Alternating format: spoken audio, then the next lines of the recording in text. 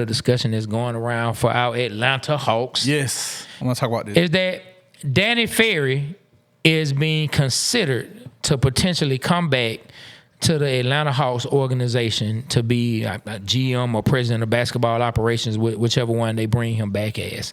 So let's go, guys. What do you guys think? And I would love for the Atlanta Hawks to bring back Danny Ferry. And the reason I'm saying that because he's the one that brought Coach Bud in. He's the one that had that terrific team that played team basketball when we went to the Eastern Conference Finals and got swept by the Cleveland Cavaliers. Mm-hmm. And we ended up talking to Kent Bazemore, and he told us that year that during the regular season that the Hawks had the Cleveland Cavaliers number. He did say that. And so they really thought they had a chance to beat LeBron and them. But injuries caught him. He said they lost. They lost Cephalosha. Yep. They lost Cephalosha. Al got hurt, and one more person got hurt. Who do you say got hurt? Corver. Mm-hmm. Yeah. So he said that really hurt. So yeah, I know he's Danny Ferry's counsel. You know what I mean?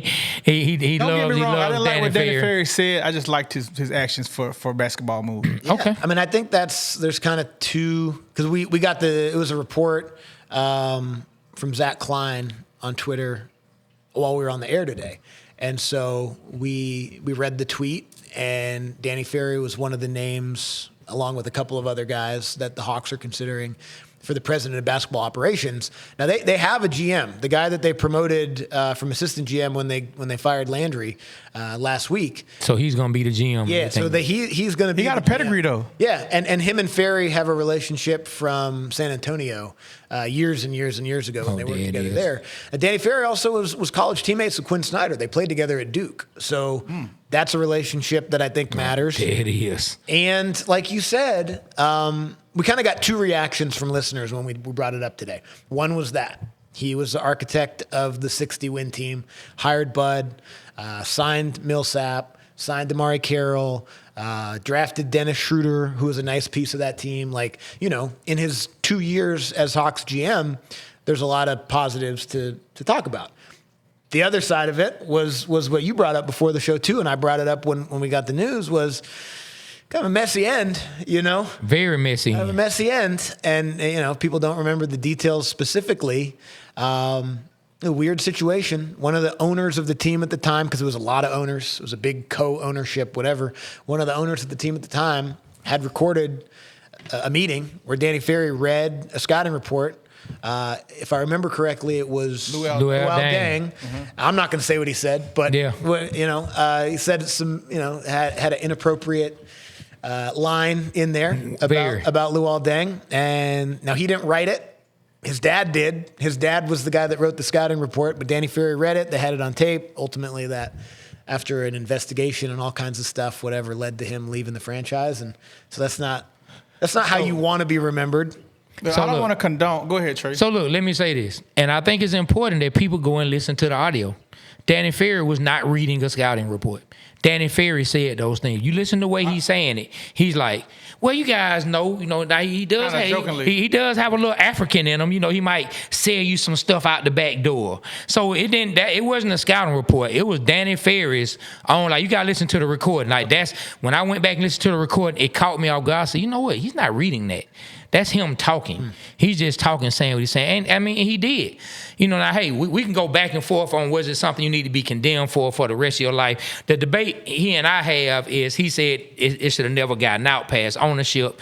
And my thing is, hey, we all held accountable for the things we say. And let me say it just is what it is. Let me say this. Look, we've all been amongst friends and said some things that we weren't supposed to say. He wasn't amongst friends, though. He was at work. Okay. We've all been around people that we felt comfortable with and said some things that we weren't supposed to say. I remember at Walmart being with my old manager, David Baskin, which was a white guy from Arkansas. And we had some conversations that we shouldn't have had.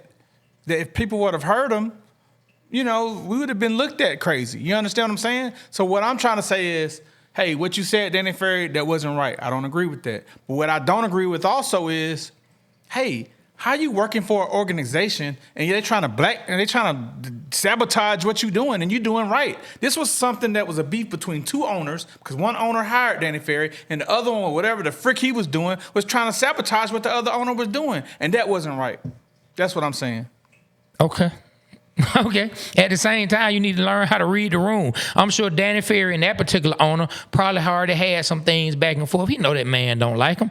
And at the end of the day, you can't say what you said. Now, whether they hire him or not, maybe he learned. Maybe he'll be better for it when he get here. I can't say anything negative about his basketball decisions. Right. But I'm just saying, and that's really, we go back and forth on, was it right for him to be fired? But here's why it's interesting, because that's the reaction, right?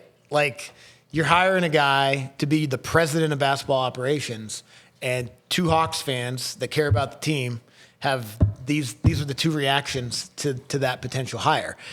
That's a tough look. Like, now that doesn't mean that you can't hire him because of that, but like, they got to know as an organization, if that's the name they call as president of basketball operations. I don't know if it's going to be 50-50. I don't know what the split is. But I know when we talked about it on the air, those are the two strongest reactions we got. Andy. And I'm sitting here with you two guys, and those are the two strong reactions that we got. It's the same I thing. want to win. And Danny Ferry showed me he know how to pick talent. And that's right. How many championships does he have as a president of basketball operations or a GM?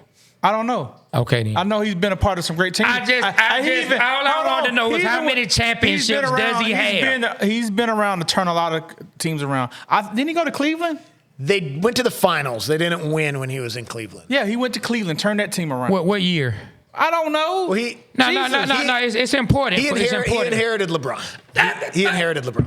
Man, let me tell you something. Let me tell you. He turned around the Hawks. Something. He turned around the Hawks. He did do that. He turned around the Hawks. All about himself. What you got to say about that? Let me tell you. We was 4 wins away from the championship. Tell you something. It's Why do you hate him? It's an old manager I hate him? had at Subway. His name is Mike. I can't remember his last name, but Mike, I can't stand you to this day because Mike was an idiot. And I bet if you give Mike LeBron, Mike can go to the darn finals himself. And Mike was an idiot. He didn't even know how to make